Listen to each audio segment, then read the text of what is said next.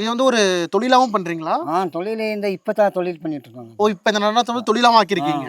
இதை கத்துக்கிறதுக்கு விரும்புறாங்களா இப்ப உள்ள இப்போ இளைஞர்கள்லாம்? நாங்கள் கற்றுக் கொடுங்க, நாங்கள் வந்து நீங்கள் கற்றுக் கொடுத்துட்டா நாங்கள் அதை கற்றுக்குறோம், நீங்கள் இருக்கிற வரைக்கும் கற்றுக்காம இருந்தால் நாங்கள் எதுவும் மறந்துடுவோம் அப்படிங்கிறோம் பிள்ளைய கேட்கும்போது. அதுக்கு தான் நாங்கள் வாங்க எல்லாருமே கற்றுக்குங்க, ஆட்டப்பாட்டம் நடக்கிறது எல்லாம் சுத்தமாக விளையாடணும். அது மாதிரி நாங்கள் எப்படி இருந்தோமோ அந்த காலத்தில் அதே மாதிரி பழைய காலத்துல போக மாதிரி அப்படி முன்னேறி போகணும் அப்படின்ட்டு. இப்போ பசங்க வந்து படிக்கிறாங்க. அந்த படிக்கிற டைமில் என்ன ஆச்சுனாக்கா, அவங்களுக்கு படிக்கிற டைம் நாங்கள் அவங்கள டிஸ்டர்ப் பண்ண முடியாது. ஆமாம், அவங்களுக்கு படிப்பு ஏறாது.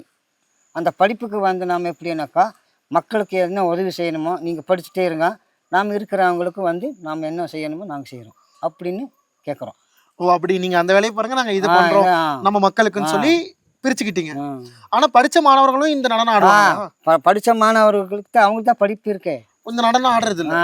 இப்போ படிப்புண்டா வெக்கப்படுறான். ஓ, வெக்கப்படுறாங்க. வெக்கம் கூச்சமாகுது, நான் ஆட முடியாது, விளையாட முடியாது அப்படிங்கிறான்.